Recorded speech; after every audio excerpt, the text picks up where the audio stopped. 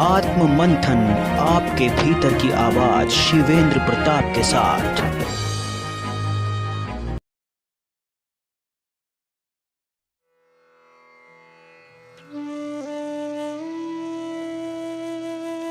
हम में से कई लोग ये मानते हैं कि इस प्रकृति में जितनी भी चीज़ें हैं इनका संरक्षण करना चाहिए। लेकिन जब मैं उनसे ये कहता हूँ कि हमें इनकी पूजा करनी चाहिए तो वो इस बात को नकार देते हैं। असल में ये बात हम कई वर्षों से कहते आए हैं कि हमें प्राकृतिक चीज़ों की पूजा करनी चाहिए, लेकिन तब इनको ये बात समझ में नहीं आती थी। असल में हम इनकी पूजा इसीलिए करने के लिए कहते थे क्योंकि हम जानते थे इनका संरक्षण आवश्यक है, तो पूजा के लिए हम इनका संरक्षण करें। तो अगर संरक्षण होगा तो ये हमें लाभ भी पहुंचाएंगे। ये हम अच्छी तरह से जानते थे, हम सदियों से जानते थे, लेकिन इनको जो आज का समाज है उनको ये बात पहले समझ में नहीं आई। विश्व की प्राचीनतम सभ्यताओं में से भारतीय सभ्यता इस बात को हमेशा से कहती आई है कि प्राकृतिक चीज़ों की पूजा करनी चाहिए। मैं दुनिया के सभी लोगों से ये सवाल करना चाहूँगा कि जब उनके आस्था के स्थलों को तोड़ा जाता है तो उन्हें कष्ट क्यों होता है? अगर मंदिरों को तोड़ा जाता है, मस्जिदों को तोड़ा जाता है, बौद्ध मठों को तोड़ा जाता है या गुरुद्वारों को तोड़ा जाता है तो उन्हें दर्द क्यों होता है? उन्हें कष्ट क्यों होता है? वो उनको दौड़ के बचाने के लिए क्यों दौड़ पड़ते हैं?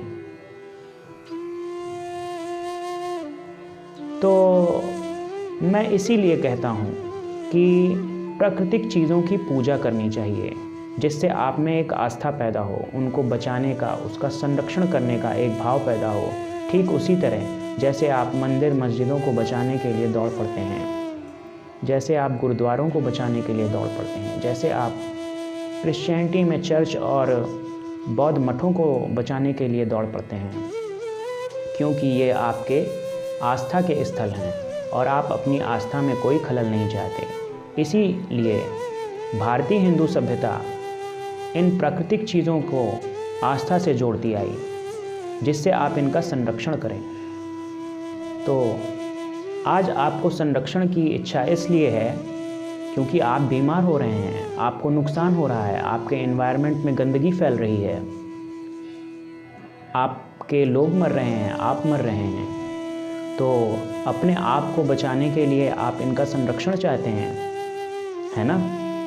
तो क्या ये सही है? अपने आप को बचाने के लिए इनका संरक्षण करना चाहिए? नहीं, ऐसा बिल्कुल नहीं होना चाहिए।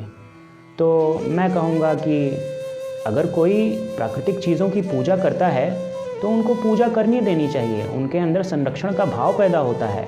और मैं तो कहूँगा आपको भी पूजा करनी चाहिए, जिससे संरक्षण का भाव पैदा हो सके। मैं आपको एक कहानी बताता हूँ, यह श्री कृष्ण की कहानी है। श्री कृष्ण अपने गांव में सभी लोगों को ये समझाते रहे कि इंद्र की पूजा बंद होनी चाहिए। तो गांव वालों ने पूछा कि तो फिर पूजा किसकी होनी चाहिए? इंद्र हमारे देवता हैं, वह वर्षा के देवता हैं। तो भगवान श्री कृष्ण ने कहा, वर्षा के देवता?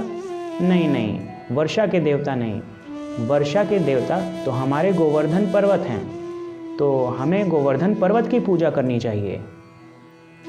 तो हम पाते हैं कि यह सीधा सीधा विज्ञान है। हम आज के समय में देखते हैं कि समुद्र से जो हवाएं चलती हैं वह पर्वत से टकराकर ठंडी होती हैं और मैदानी इलाकों में बरस जाती हैं। तो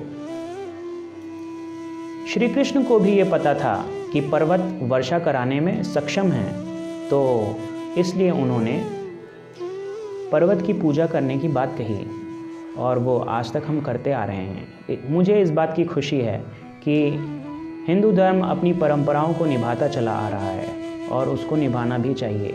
और मैं तो कहता हूँ कि यह हिंदू कोई धर्म नहीं, यह जीवन जीने की पद्धति है। यह आपको संवार सकती है, यह आपको अच्छा जीवन दे सकती है। तो मैं कहूँगा आपको भी इन प्राकृतिक चीज़ों की पूजा करनी चाहिए।